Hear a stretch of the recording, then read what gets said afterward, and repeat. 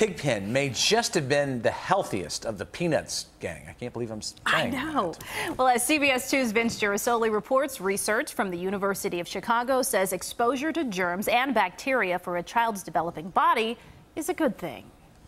At the park in the sand pit, we met Max. What you doing here today? Playing in the sand, making a potion. In the process, he was getting pretty dirty. You have to pick up the sand to put it in here. But in these situations, rushing in to wipe down our kids isn't necessarily the healthiest move. Are we overprotecting our children? We've become paranoid about the exposure to potentially dangerous organisms. Professor Jack Gilbert is a University of Chicago microbe researcher and a father himself.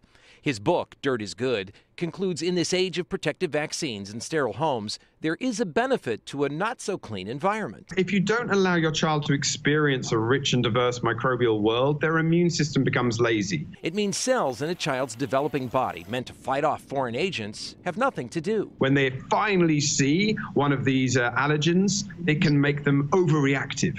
And that's when you get things like food allergies and eczema and asthma. You feel that you're armed and ready to tackle a day with these, right? Better for sure. Kara Parsons, with 3 hand sanitizers at the ready, admits she's also practical about germ exposure in her family. Are your kids always pristine and clean? No. The 5-second rule for sure applies in our house. Her 5 children can testify to that. Something fell on the floor. Do you still eat it? Yes. Yes? Sometimes. I used to hose down my kids all the time. Was I making a mistake? Making sure that they get the right exposure just means allowing them to live their life, to experience the world.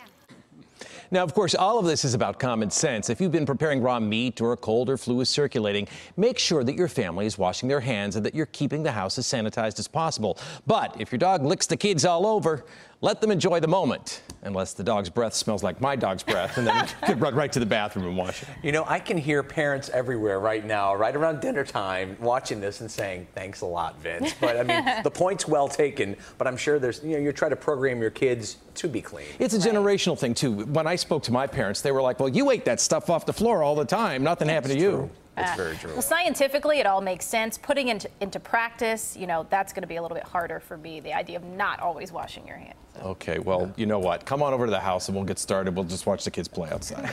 Okay, sounds good. Thanks, Vince.